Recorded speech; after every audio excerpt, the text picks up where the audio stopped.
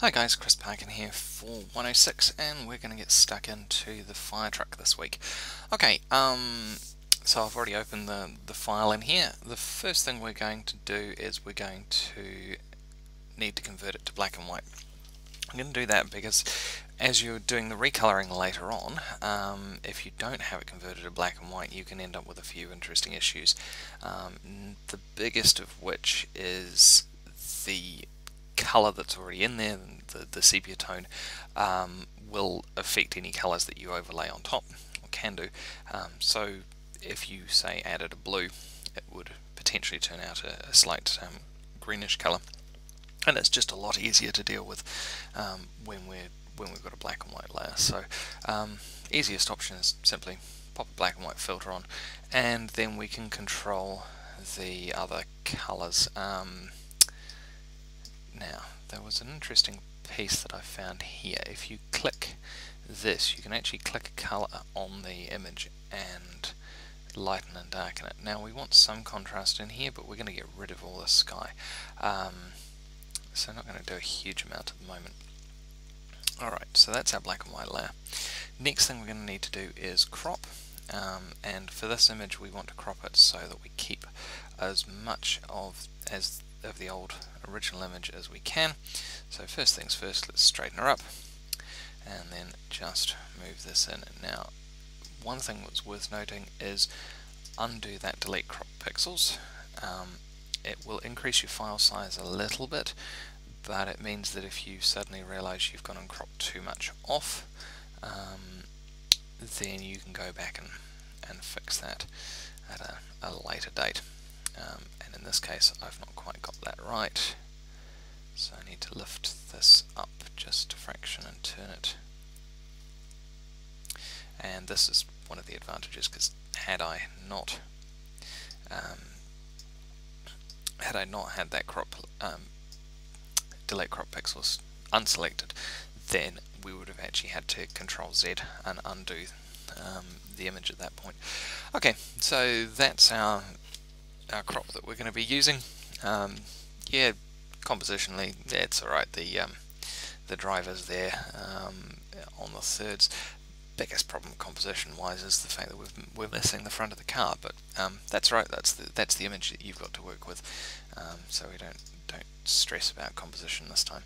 Okay, next thing we need to do is we need to remove all of these dust spots. Now, that's an interesting one. Do we? These dust spots are going to go onto are going to be covered up by the new sky, so actually all that lot we don't have to do anything to. There are a few scratches and bits and pieces down here, so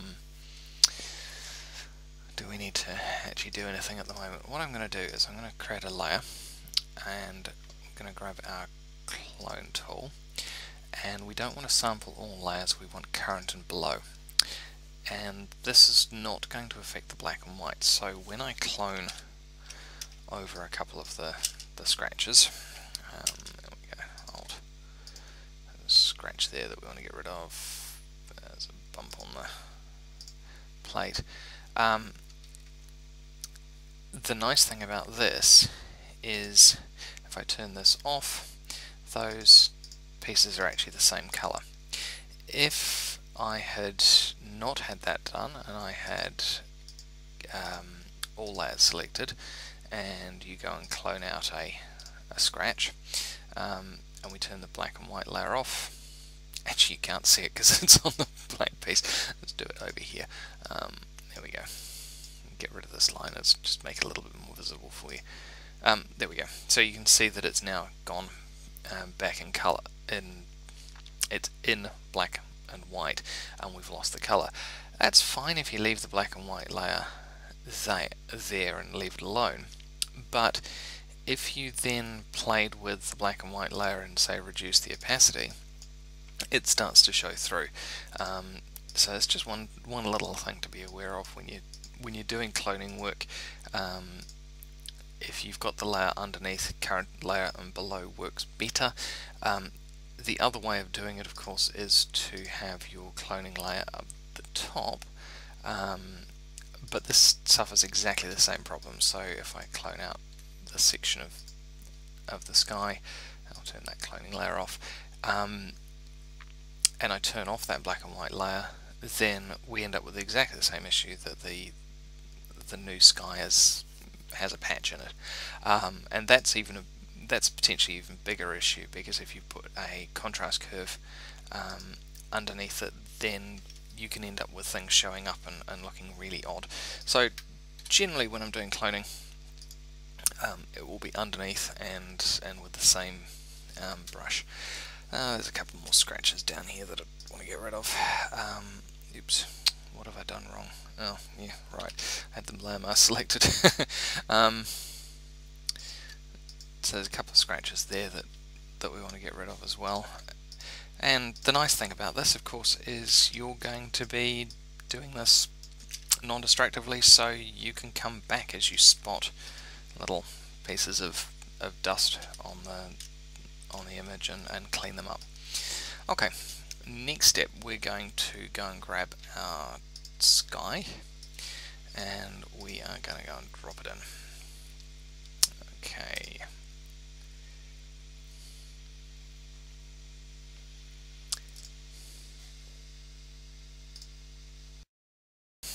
Right, sorry about that. I had to do a couple of tweaks to the assignment just so it makes a little bit more sense.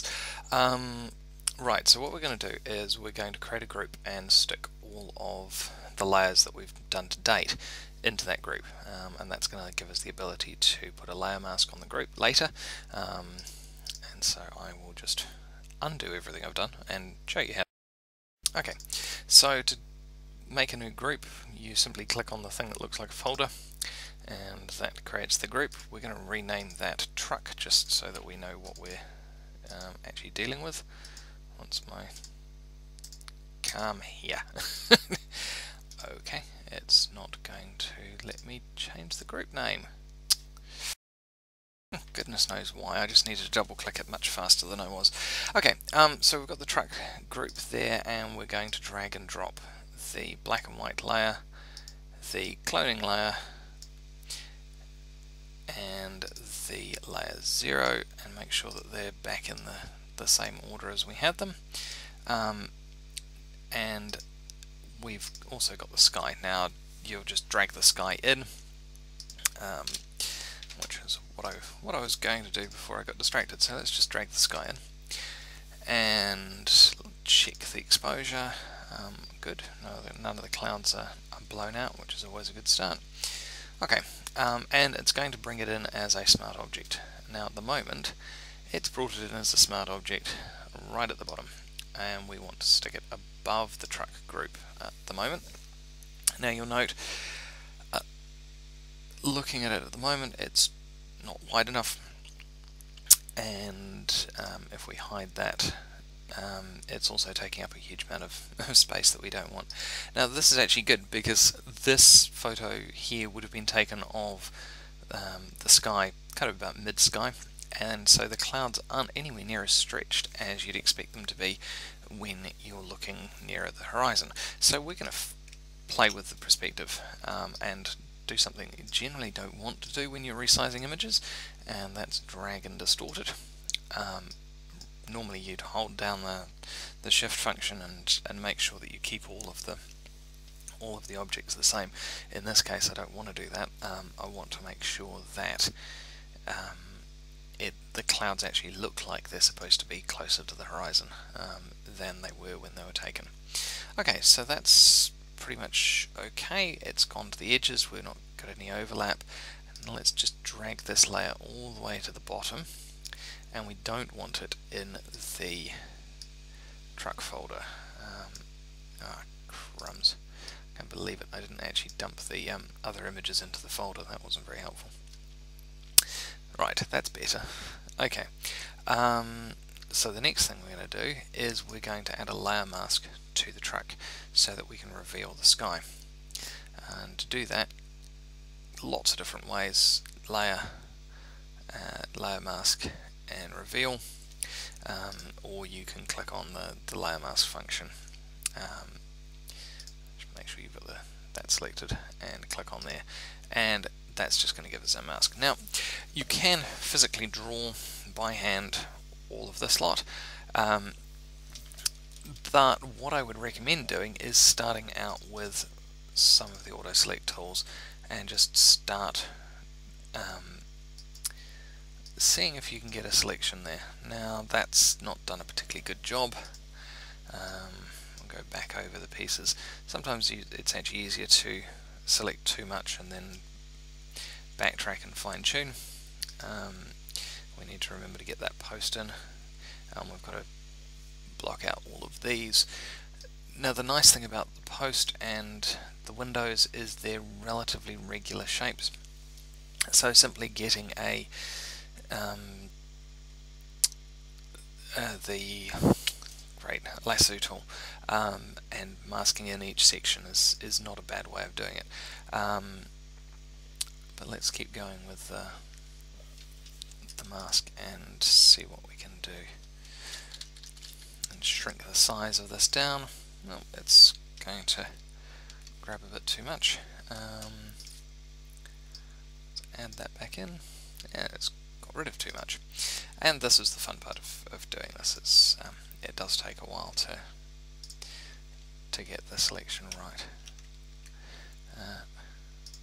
Negative again.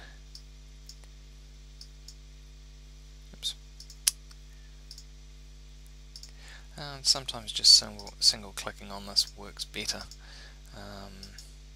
But it's a fiddly time-consuming process, which I'm going to pause and come back to you when I've got a decent selection. Otherwise, you're going to get bored by the end of the video. There is one quick tip that's worth pointing out. Not only have you got the square bracket tools for doing your resizing of the sample area that you're using, but if you hold down Shift, it will change from doing a negative to adding the selected area, and that can be quite a nice fast way of changing between the two rather than having to go up here and clicking and changing all the time. I'm still going to have to do some refining manually after I've done this, but oh well, such is life.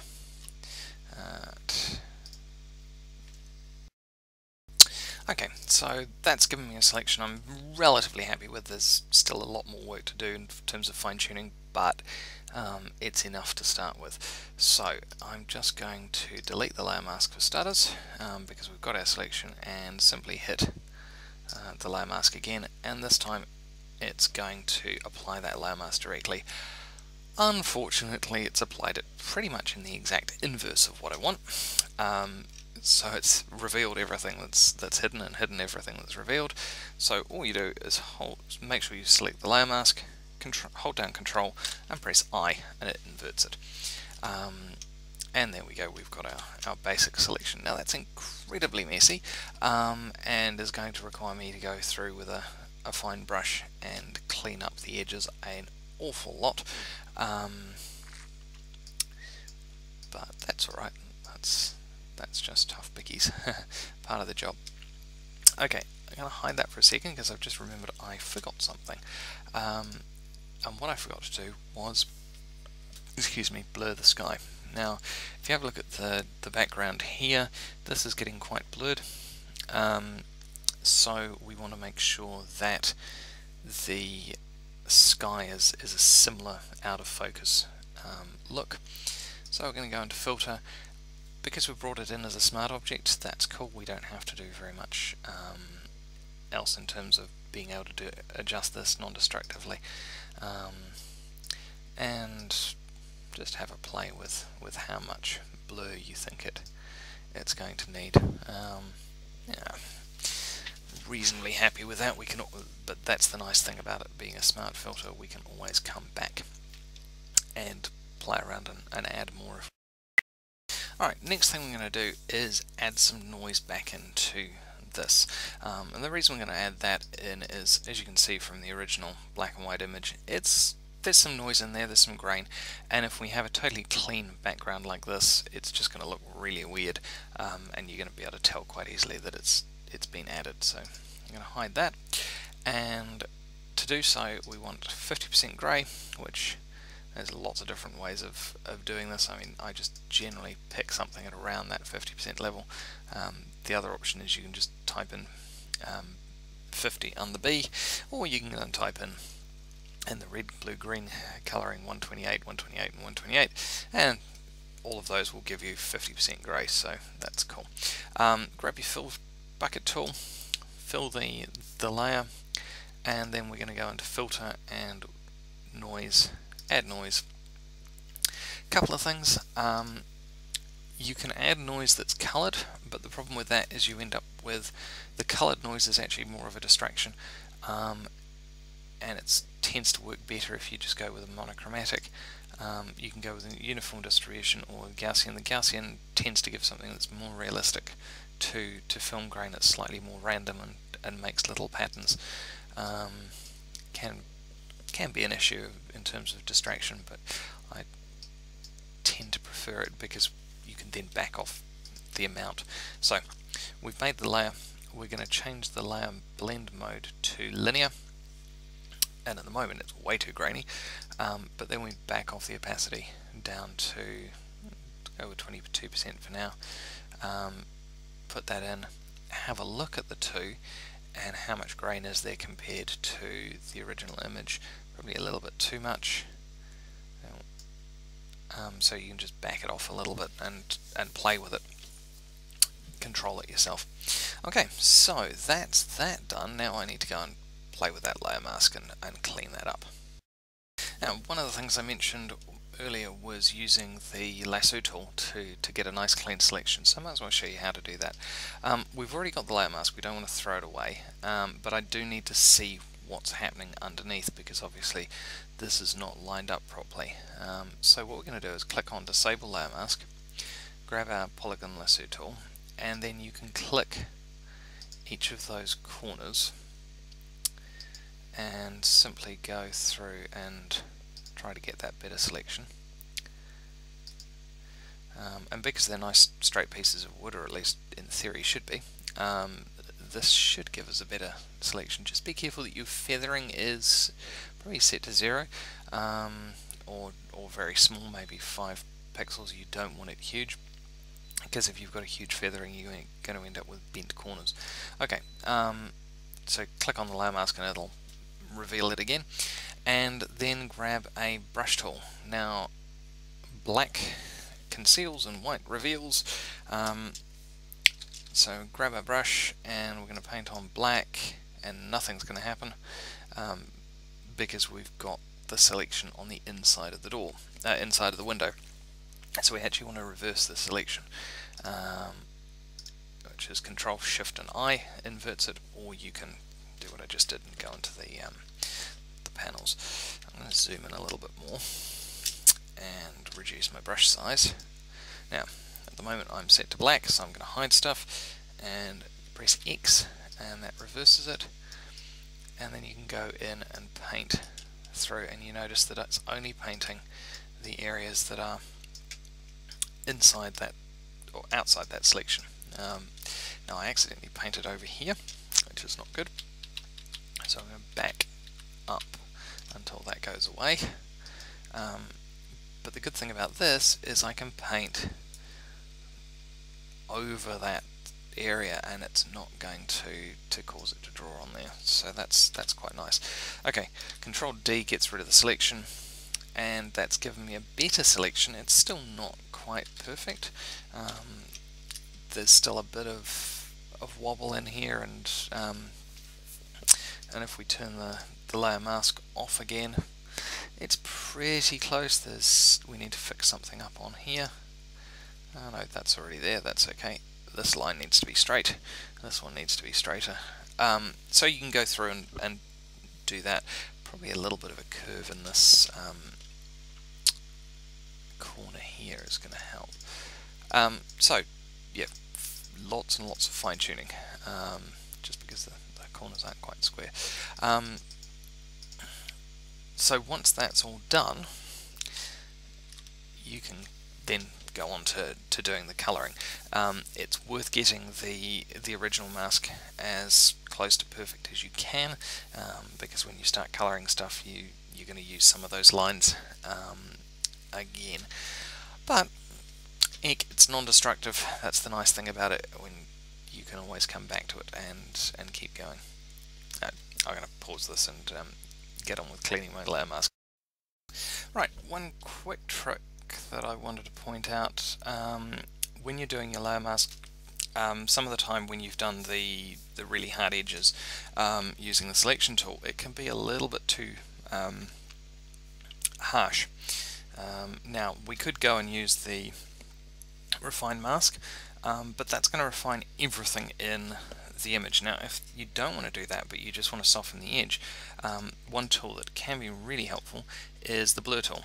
And you can change the strength, make sure you selected the layer mask, and make sure that if you've got it connected to something, you unlock that connection, otherwise you're going to be blurring the layer beneath it as well as the layer mask.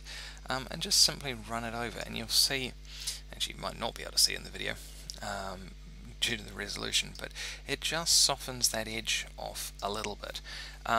It's pretty minuscule, but it can make a huge difference to the overall effect. I mean, you compare those lines here with this one here, and we haven't even started recoloring it, but it starts to blend in just that little bit better. You can take that to a much greater degree, and I'm going to have to later when I'm doing these hills, trees. The edge around here is going to have to be blurred a lot more because these are out of focus, and so we don't want a hard transition between that layer and the one behind. But yeah, that's going to have to wait. What you do need to be careful of is when you've got pieces in the foreground like this wood, we don't want that blur on there. Now I've just gone and touched a little bit in there, and I don't want that edge as blurry as it is, so I can use the sharpen tool. Now technically it's destructive because we're not actually doing this on a new layer, but it's pretty much the only way you can do it to refine the layer masks and to give yourself the control that you need in that. But yeah, right, I'll keep going. Actually, there is one other thing that I think that could come in handy for you. When you're drawing your lines with the polygon lasso tool, one thing that I find that I do occasionally is I will click in the wrong place. Say I'll be going over this bump and just end up clicking somewhere like this. Now, rather than having to restart and start again entirely, you can just press the delete key, and it will delete one of the samples that the pinpoints that you've got, and just allow you to back up that little bit until you get to the piece that you're happy with, and then you can keep going. So yeah, helpful little trick, and something that you don't have to use it, but it can simplify life. Right, I'm going to pause this and stop jabbering on. Alright, so the maskings, you're getting there. Probably a few more bits and pieces that I want to play with later, but that'll do for now. Okay, so the next step that we've got to do is, well, if we're reading through the PDF, then we've got to go back and correct those minor flaws. I've got rid of most of them already. There's a couple more on the, let's see, there's a scratch down here that would be good to get rid of. So I'll re-expand that truck layer and go into the mask. Where's it gone? A nasty suspicion that... there we go. I thought I'd managed to overwrite it at some stage. I hadn't, thank goodness. Curves are always a challenge. When you're doing them, you've just got to make sure that they line up as close, take the sample as close to the curve as you can, and it just means that the piece is going to line up better. but it's really hard to get them perfect. The easiest way of doing it is the closer you zoom in, and the smaller brush that you use, the less the curve tends to affect the change.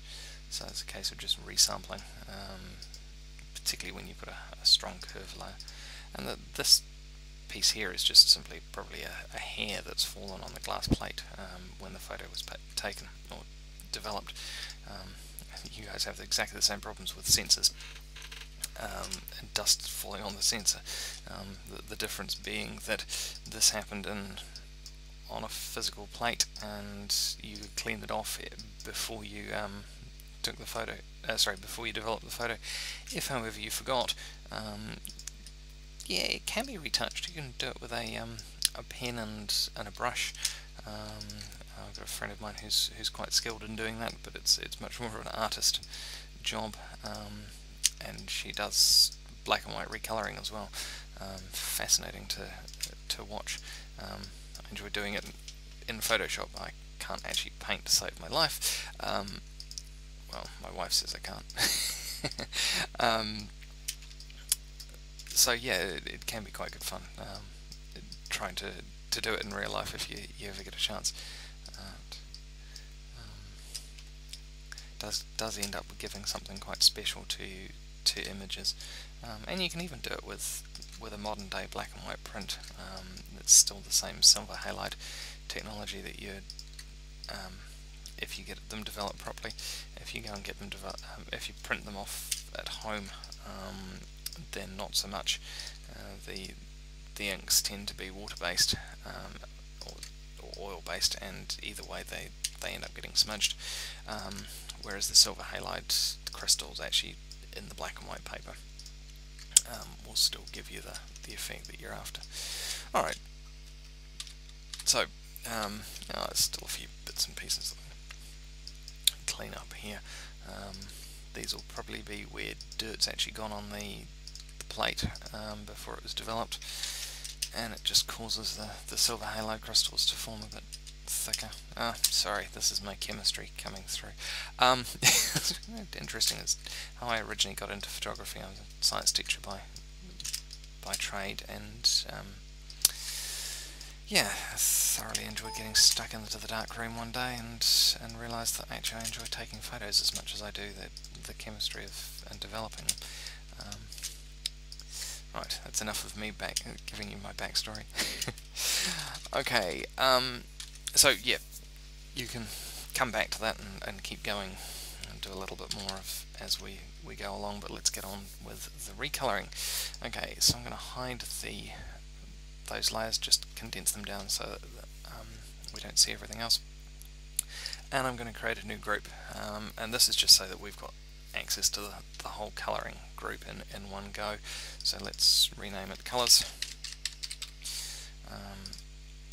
and create a new layer.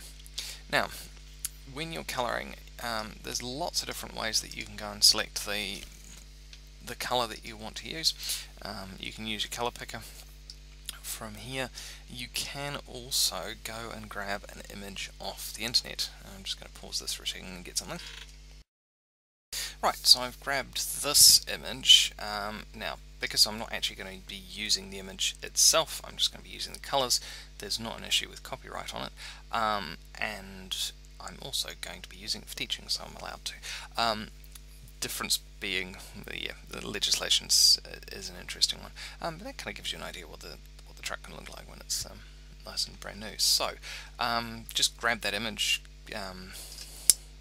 copy image, and then we're going to paste it into our picture, and just use that as the source of some of the colours. So grab your colour picker, which is hiding up here, and let's start on some of the reds. Okay, so we're going to need a new layer. Hide this one because we don't really want it as a distraction, and the simplest way is, and not the best, is to simply grab a paintbrush and paint it on. Now you'll note that at the moment that's looking incredibly flat, and it's painting on absolutely everywhere, which is not great. We've just spent all that time masking things, and grizzle, grizzle, grizzle, grump. There's a couple of things. Let's change the... Well, show you how not to do it for starters. You can just reduce the opacity. If you do that, what happens is the whole image still ends up looking really flat. See how it's actually reduced the contrast? Yes, it's introduced the colour, but it's not a good look. So what we're going to do instead is change it to colour. And you can see this way it still brings through some of that brightness. We've still got the issue where it's painting over the wrong parts of the image. And we can go through and create a layer mask and mask all that lot out. But there's a much easier way of doing this. Add master selection, go back to the layer, and put it in a layer mask. And you see what it's done? It's gone and borrowed all of that masking that we've done already around the rest of the truck, and it's put it in quite nicely. Now, it's not gone and done the bumpers, and it's not gone and done the headlights and all the other bits and pieces, but it's definitely given us a better starting point, and we can then go through and finish off painting around the rest of the truck, the areas that we're going to do red, without worrying about it going onto the sky. Still have to worry about it going onto the people, still have to worry about it going onto the tyre, which I don't want, but it's saved us 20 minutes of faffing around on some of the pieces. You'll note that there's a piece there that's gone and got... Where's that coming from? There is a piece of sky, I think, sneaking through. Yeah, it was. There was a piece of sky selected there. That's better. Got rid of it. Okay.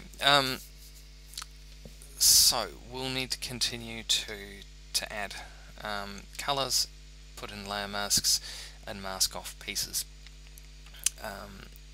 and keep playing with that. Now, if we crank the opacity up, that makes it quite a bright red, and you can play with that to your heart's content until you get the colour scheme that you want. Now, one other thing that's worth noting is the way that these colours work. If you then take a different colour, darker colour, and paint it on, I'll just change my hardness so it's quite a soft brush, you can actually add some subtlety to the paint colours. Now we're still using the layer mask, but by doing this you can play with the way that the colours are falling, and by not having a single solid colour, it just gives a little bit more reality to an image, and yeah, it does add to that, particularly on faces and stuff. If you paint somebody's face a solid colour scheme, it can look really quite odd. So I need to go away and start working on fixing all these colours up, and making it more realistic. You can go back and check the picture, and have a look at what it looks like, what it would look like. Nice bright yellow spokes, and okay, it's not quite the same model, but it gives you an idea that the interior is going to be a similar colour, and we obviously need to have black wheel arches and sort out the chrome and make that nice and shiny as well. So I'll leave you to get stuck into that, but before I do, no, I'll leave you to get stuck into that and I'll come back. Now, one other trick that is worth mentioning is using the colour palette, or the colour swatches, and you can actually create a new colour swatch just by clicking that button, and that will give you access to different colour swatches. So you can save that one, so I'm using it for the insides of the truck, and then you can go and grab another one and use that for the outside of the truck, and be able to switch between the two relatively easily, certainly without the same amount of hassle of trying to guess what colour you'd used from changing from one thing to the next. It can be just a little handy little trick to be able to flick between the two. I'm not actually using a layer mask at the moment, so I'm doing all of this on one layer. The colours are similar enough that I'm not too worried. I do need to go and put a layer mask around this gentleman, so I might as well do that now. Don't want that colour that's on him at the moment to be there when I go and redo the rest of the coloration. So, oops. Right, I need to concentrate. Okay, pretty much finished the recolouring at the moment. One thing I have noticed though is the digital noise that we added to this layer is now too strong, and we can back that off quite a bit. Still a little bit there, but yeah, nowhere near as much as there was before. And yeah, as you keep going, you'll notice stuff that needs fine-tuning. I've just spotted I need to tidy up some of these pieces. Now there was I thinking I was finished. By the way, I've got a fair number of layers by this point. It's getting a bit on the ridiculous side, but hey, that's the way it goes, especially when just trying to get the right function. Yeah, get it more realistic, and it does take a lot of layers to get to that level. Just round that corner off. There we go. You probably won't even see that when you're backed out at this level, but it's going to irritate the living daylights out of me if not. That's just the fun and joys of doing recolouring and retouching, and really the more attention to detail you can do, the better. Okay, so I'll stop with the recolouring, otherwise I'll never get this finished. And we can collapse the layers back down, and we're good to go. Okay, next thing we need to do is have a play with the power lines. So first things first, go and do some research, have a look at the power lines. How are they going to hang? Alright, so this is Cuba and Manor Street in Wellington around the same time, and you can see the wires are going to be pretty darn thin. We are still going to just be able to see them, and they're going to sag and bend between power poles. Obviously we're not going to need quite as many power lines in there because we're not dealing with the drams, but this at least should give you an idea as to how they're going to hang. They're not going to go straight across, they've got a curve. So putting a curve in is kind of fun, and obviously the tool that we're going to need is, let's go and find it. Alright, so the pen tool we're going to use is sitting down here. Couple of things that are worth mentioning before we start. You're probably in photography version at the moment. It's worth going to painting, just because it gives us easier access to what we're going to be doing with these brushes. Okay, so the tools, you simply click and then click and hold, and you can drag one of these adjustment pieces out. Now they do the curves, and they make the curves mathematically, which is kind of cool because it means that you can draw a really smooth curve even if you can't draw to save yourself. And what we're going to do is put that curve in. It's probably a bit too much of a curve, so we'll change to the add anchor tool, and we can now grab that central anchor point and move it up and down. If you move these lines in, you'll make the curve tighter at that edge, and obviously I'm not going to make the curve like that. So about halfway between seems to give a nice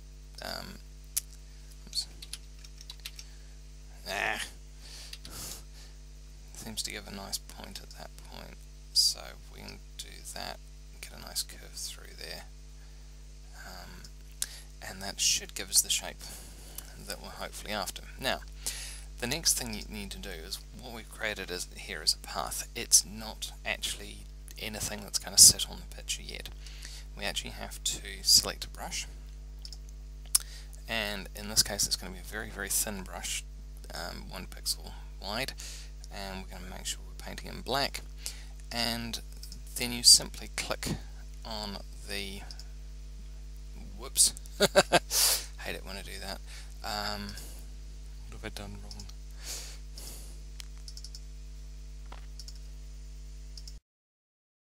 Didn't have the path selected. I thought I did. No, that's not the problem. I don't have a layer underneath. Okay, so we're going to try and stamp this onto a layer, which means we actually need a layer in the first place. And in this case I'm going to stick it in another group, just so that we've got access to all those groups in one go, because we're going to draw one wire at a time. It just means that we can change them around as and when we need to. Right, so we're back on the paths, and now we can see all these. The first one is we're not going to use. It's going to fill the path, so it'll draw a line and fill it up. Nice if you're trying to do a circle or other shape.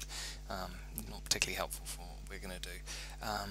You can now stroke the path with a brush or load the path as a selection. That's actually quite a useful tool if you're trying to go around a very smooth shape. You can draw this line to fit the selection, and then just load it. But we're going to draw it with a brush. Now you probably can't actually see what's happened there because that's a very thin line. So I'm going to delete the path, and you should be able to now see the wire. That's alright, it's not quite as we need. We need it to go over the top of this T-bar. So what we can do is go and stick in a layer mask and reveal everything, and then with our brush, just change the brush size a little bit. We're just going to hide it so that it looks like it's going above, and that's pretty much it. We need to then repeat the process and add more power lines, but they're nice and thin. If you're getting really technical, you can actually load a brush that gets wider as it comes towards you. Well, let's do that because it's a fun one to try and do. You can watch me make a mess of it. Okay, so we're going to grab our piece starting here, and go into the middle. Oops, the mouse is getting twitchy, and fasten it on there. Now I'm going to have to go and change the way that this anchor point's working. Whoops, there we go. And I'm going to delete that other anchor point because I don't actually want it. There we go. Let's try this again. There we go, that's what I'm after. Both of these at the same time, and it gives you a nice even curve. Okay, so that's going to look like it's coming towards us a little bit. So we'll go to our brush and make sure that it's back to 1, otherwise that's going to give us grief. And make sure we've got a new layer selected, not the layer mask. That's okay. And go back to our paths. Oops. Make sure we've got the path itself selected.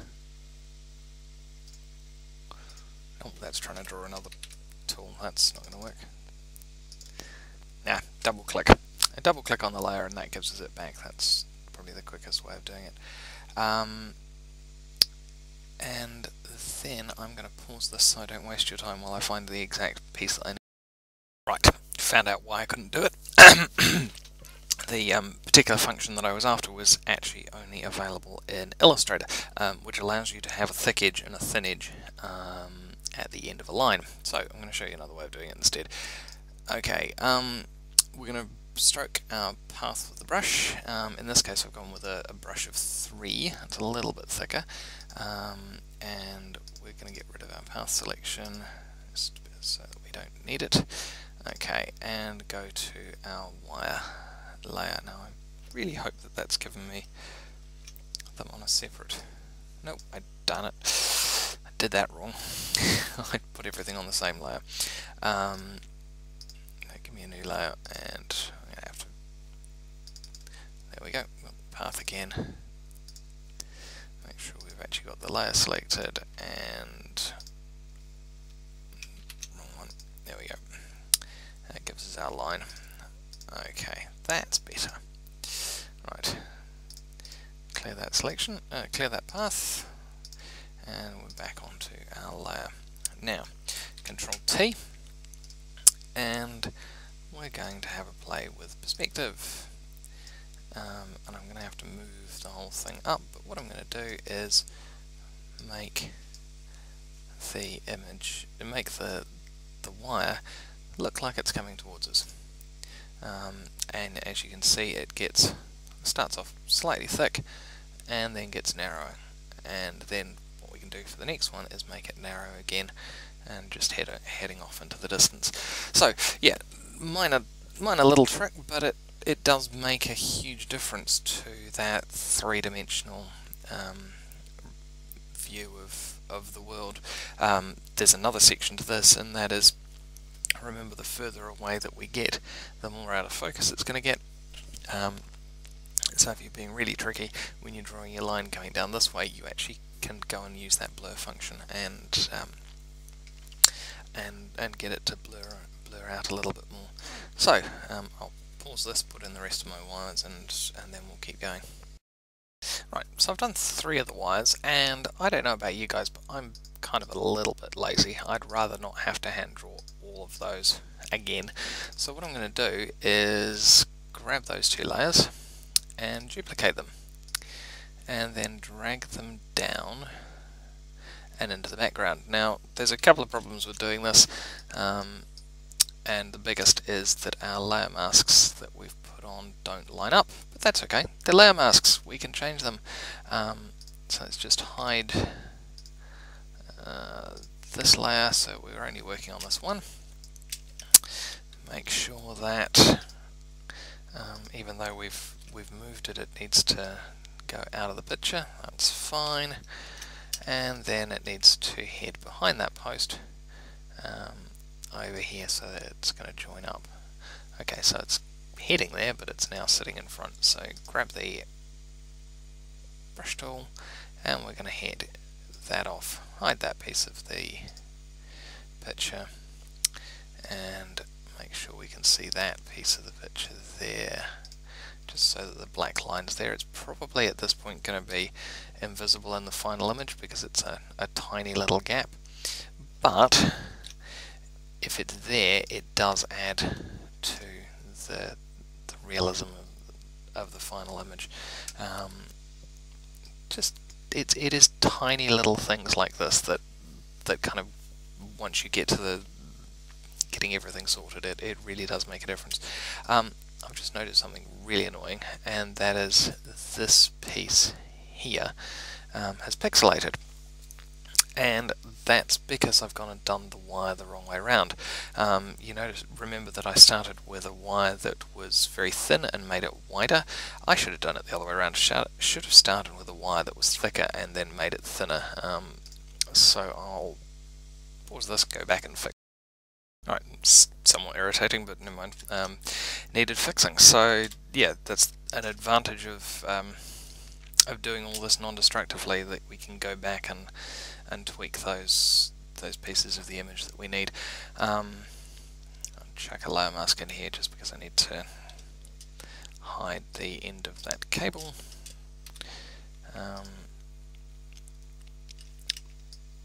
And then this cable here, which is that layer, we need to hide a little bit more of, because of course it's going to go behind the truck and not in front. If it goes in front of the truck, it's going to look really odd. Alright, so that's getting better. Oops. Hit Z instead of X. I was trying to get swap my colours over. There we go, that's better. Okay, and then we can repeat the process with the other wires that are going this way. And simply duplicate and keep going so that you end up with the wires full. Right, having done all that, I have to now laugh as a photographer. I would be probably one of those people who would be busy cloning out all these power lines, but hey, that is actually really true. I wouldn't leave them in. But for the purpose of the exercise, it gets you using a tool and that you probably won't have used before, and is certainly worth learning to use and for lots of different reasons. Probably not power lines, but hey, such is life. Okay, next thing we need to put the text in for the driver. So let's get stuck into. Right, so there's a couple of ways of doing this. You can either use the pen tool that we've previously been using, but we can also use the ellipse tool. Now the nice thing about the ellipse tool is it's going to give us a nice even oval to start with, that we can then use the perspective distortion on and distort the text. Basically it's acting exactly the same as a pen tool, except that it's pre-drawing all those Bezier points for us, and it makes it a nice smooth curve. So we'll grab our text tool, and to get this to work you have to hover over until the eye comes up with that little squiggly S in the middle of it, and then you can simply type. Obviously we're going to need to change the size. Let's drop that down to probably 4, and it's not quite even in the circle, so just hit space until it evens itself up, and then we can play around with the font. Yeah, let's go with that. Text font color wise, yeah, alright, I'm happy with that. It can, we can make do. So that's our text layer started at least. Now I'm going to rasterize it, and we don't want that ellipse there, so let's get rid of that. And now we can go Control T, and we're going to use some of that perspective distortion again. It's not a huge amount that we need, but just enough so that the curve kind of matches the fact that we've got a slight change in slope to the shape of the door. And yep, that's pretty good. And we also need to add the other piece of text, which was the number. And given my dyslexia, I'm going to have to stop it and remember what the number is. Yep, this is where cut and paste comes in helpful. So literally that's exactly what I've done. Now I've just realized that there's one other thing that I've messed up, and that was when we put in the curve and did that adjustment, I didn't have the numbers there at the same time. It's better if you can do them both at the same time, and the reason for that is you then end up applying exactly the same amount of distortion to both layers. Now if you don't, you can probably get away with it, but it's just a little bit safer if you do them both at the same time, and then it's going to give you exactly the same look at either end of the picture. Right, see what I mean? I should have done it.